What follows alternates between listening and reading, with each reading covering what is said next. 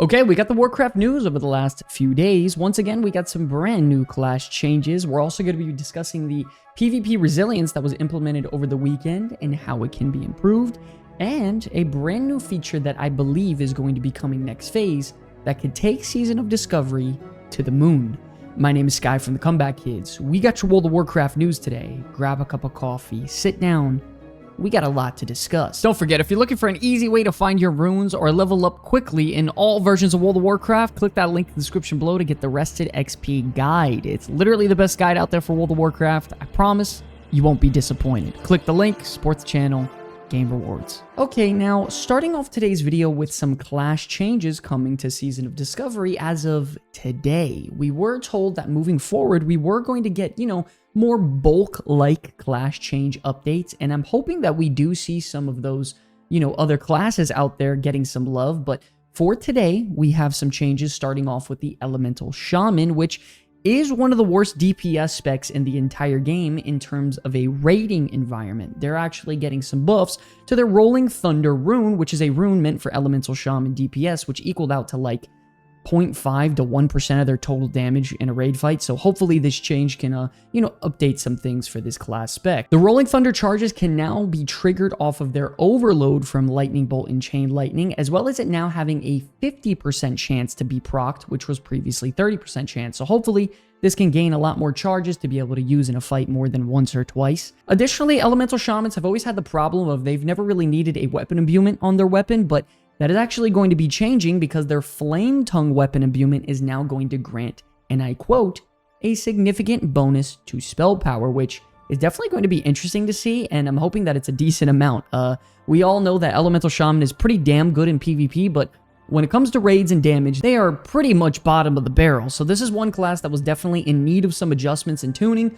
I think this is a fantastic place to start, and I'm really excited to test it out for them this week. Additionally, it seems as if they're nerfing Melee Hunter slightly, with Raptor Fury now increasing damage done by Raptor Strike and Mongoose Bite by 10% per stack, which was previously 15%, which isn't too bad, as well as them nerfing the Rune of the Beast Mastery, which now increases your pet damage by 10%, which was previously 20%. I think we can all agree that Melee Hunter is very, very powerful right now, but I don't really see a need in nerfing the Beast Mastery rune, because if a Melee Hunter is top of the damage dealing, charts, I don't see the purpose in nerfing their pet with the Beast Mastery rune. I don't know, it doesn't really make too much sense to me. Like, rather than nerfing that rune, why not try to buff up Carve and make that more appealing to Melee Hunters? I don't love the idea of nerfing runes or abilities for other specs that they're using in that certain situation because it's just flat out stronger. Like, why not buff the other ones? So hopefully that's something they can adjust soon.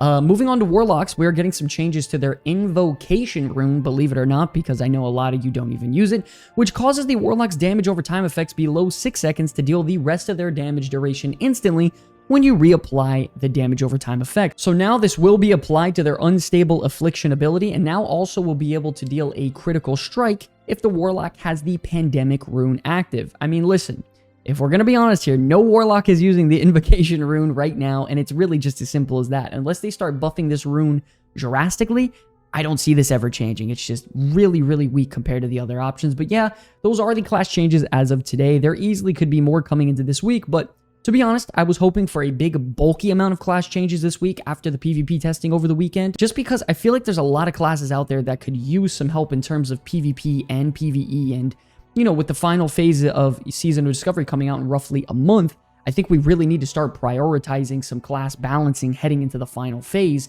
because if not, level 60 is going to be a pretty big mess. And speaking of mess, now that the weekend is finally wrapped up, that means the PvP reduction aura that was implemented on Friday is officially removed. This aura equaled out to about, roughly 50%-ish or so damage being nerfed in PvP, and I gotta tell you, the forums of the community have been non-stop discussing whether this is a good or bad change, and I'm going to give it to you very straightforward in a TLDR format. It's a very good step in the right direction, but it needs some work. And no, this isn't just my opinion, this is the opinion of a ton of other content creators as well. So the very obvious takeaways from this is that, number one, healing is way too strong under the aura. Priest healers were practically unkillable, and most hybrid classes definitely excelled, but Druids with their Frenzy Regeneration, Shadow Priests with Vampiric Embrace, Shamans were Riptide, all things like that they did an insane amount of healing and they were just very, very hard to kill. Additionally, it seems that a majority of the community and player base feel that 50% is way too much, which I can agree on. I think in a sort of 1v1 environment when you're dueling, it feels okay, but I don't think in a battleground setting, 50% is good. It is absolute overkill, and it definitely has to get adjusted. When it's a 1v1 environment in a setting like that, I feel like I don't think it's too bad because there's a lot more skill expression being embedded into a fight. It's not just who can deal the most damage possible the fastest. It was kind of like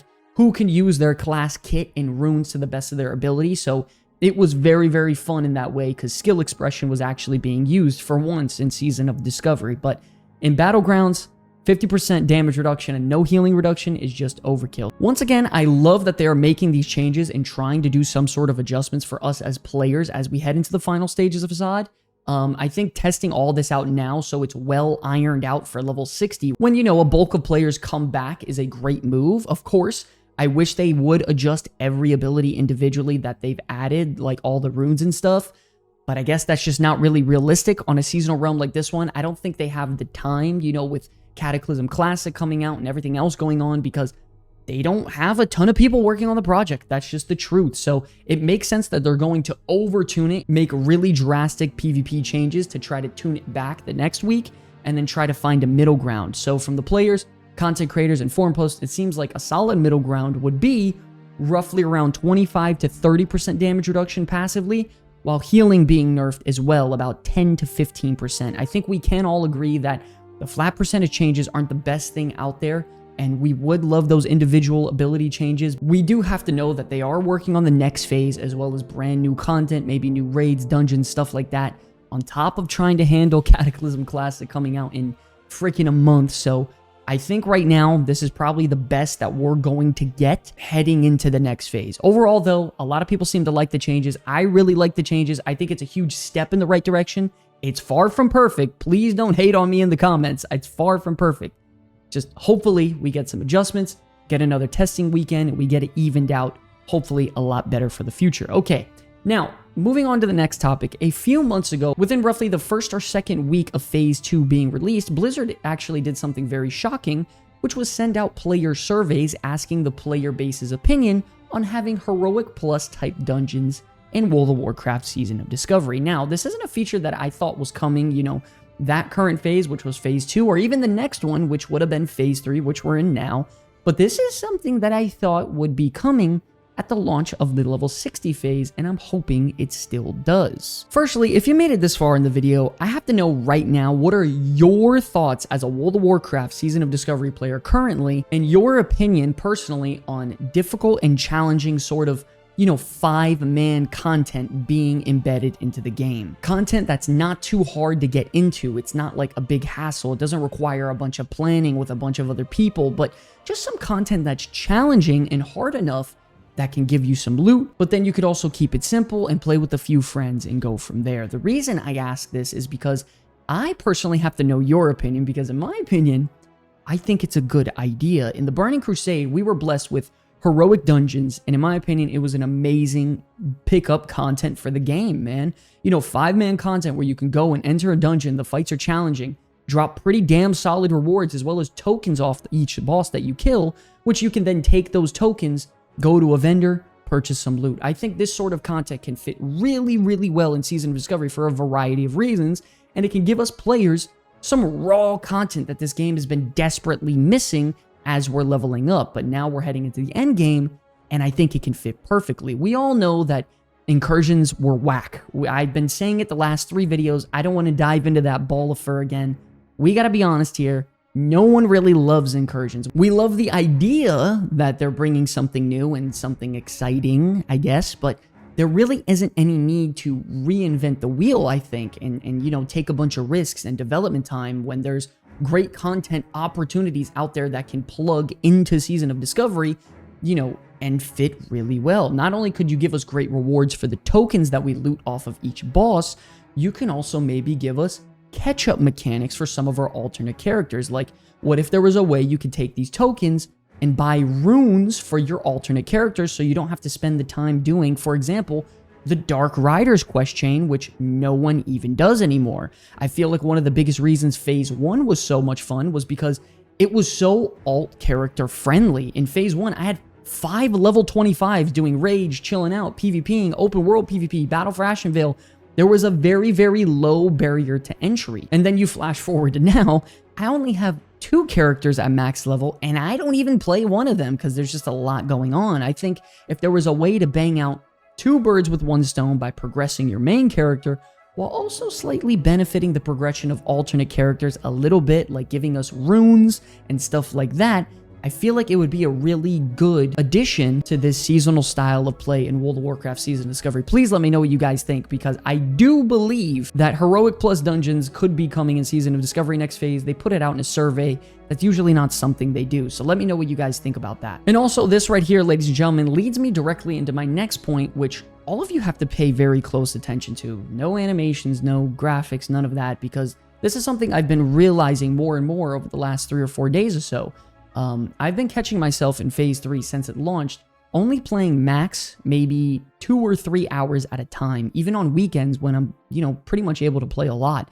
I've only been finding myself playing Phase 3 maybe a couple hours at a time, and I've come to realize it's very hard in Season of Discovery to do content like PvP battlegrounds, incursions, joining a raid group, doing wild offerings, Blood Moon event, pretty much all the content available in SOD at this point in Phase 3. It's kind of hard to get into, and it doesn't feel good to do any of these alone. Now, I'm being serious here. Let's try to hone in and focus on what I'm saying. Over the last couple days, I've been setting up meetups, chilling out with some of my guildmates, and doing all of the content that I was just talking about in a group with my friends.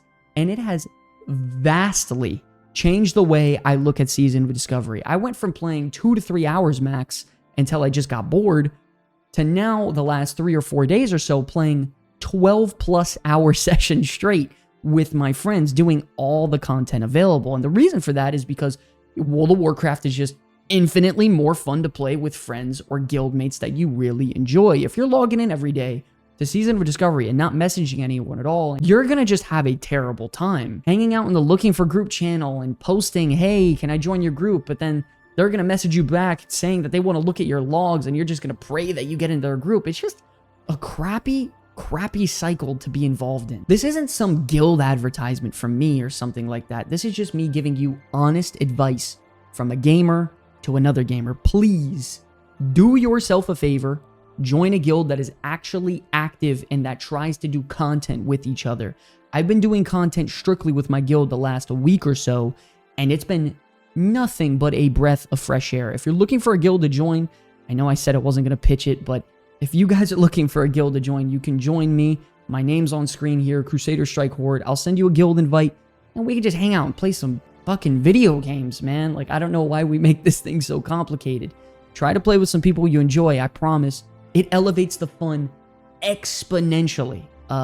Anyways, moving on. By the way, don't forget to leave your comments about SOD or World of Warcraft in general so we can discuss it here in these news videos like we're about to do right now. First up, we have Liseo stating how canceling BlizzCon on WoW's 20th anniversary is crazy, and that I was totally expecting a Classic Plus announcement, but I guess we might be getting it from our home. And yeah, man, I'm gonna be honest, I thought with it being World of Warcraft's 20th anniversary and Warcraft's 30th anniversary, I thought for sure they were gonna do something pretty damn big, considering it's been, probably the biggest gaming franchise on the planet for like such a long time. Of course, we know that they're going to be at Gamescom because they already confirmed it in their last Blizzard post, but we're going to have to see what that sort of announcement is going to potentially be at BlizzCon at an event like that. I'm not really sure. Personally, though, I was really hoping for a BlizzCon, and I wasn't able to go last year, so I was trying to plan with some content creators, some friends to meet up and hang out with, but hopefully the sun will shine on us again and we'll get our BlizzCon next year and they'll make it up for us. Next up, we have Digfidge commenting about when I was discussing that rogue abilities need balance because right now Mutilate is really the only good option. So I mentioned the other day that buffing up Saber Slash and Backstab would be great while nerfing Mutilate just a little bit to compensate. So it would kind of bring them into a nice middle ground. Because let's be honest here, Mutilate has the highest damaging ability while also being the cheapest and generating the most combo points. So it makes absolutely no sense. So even if all the other abilities even equal damage, you're going to be getting way more combo points with Mutilates. It's never going to be equal, so they have to do something to nerf Mutilate a little bit, buff Saber Slash and Backstab builds, and then we can get a decent middle ground. If they don't do something like this, we're just going to head into level 60, where Mutilate is once again the best build 3 phases in a row, so it's going to be really, really weird to see. Let me know what you guys and Rogues players think about that in the comment section below, about that idea of trying to, buff Saber Slash, buff Backstab while nerfing Mutilate a little bit.